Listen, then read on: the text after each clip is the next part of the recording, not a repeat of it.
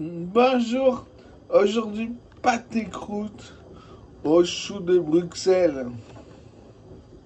Alors il vous en faut 210 grammes. On les lave, puis on les émince au robocoupe, l'éminceur le plus fin. On va les cuire croquants dans de l'eau.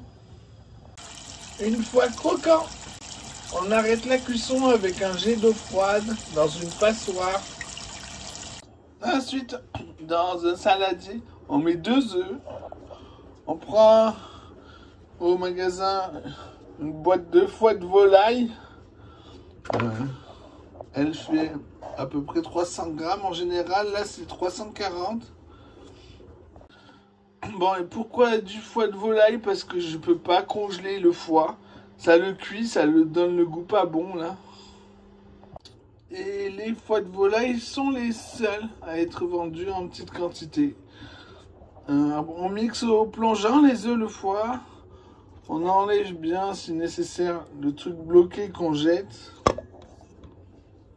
Ensuite, on hache au robot avec le cutter du porc maigre. Grossièrement, il faut qu'il y ait des morceaux. Et il en faut 490 grammes. Puis on réunit tout dans un saladier. On va saler, poivrer, mélanger, goûter en faisant cuire un petit bout au micro-ondes et recommencer si nécessaire. Attention à l'assaisonnement, vous pouvez rater la recette à cause de ça. Tant que c'est pas suave, savoureux, très savoureux en bouche, c'est pas bien assaisonné.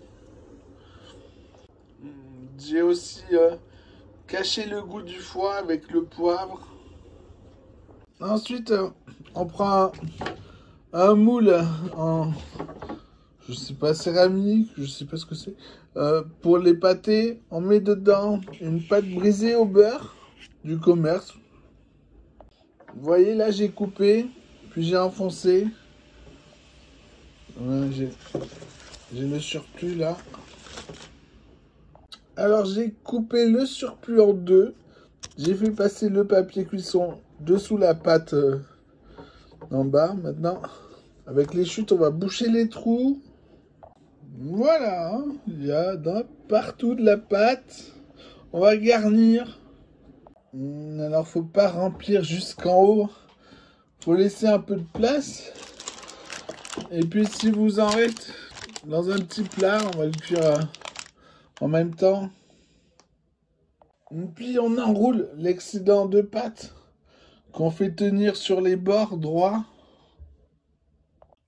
On met ça au four ventilé, 180 degrés, départ à froid jusqu'à ce que ce soit brûlant à cœur. On viendra contrôler avec un couteau qu'on plantera au milieu, puis sur la langue. Si ça brûle, c'est cuit.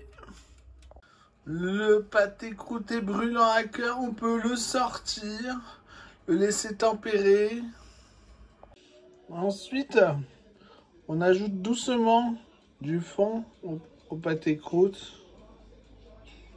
On finit de le remplir dans le frigo.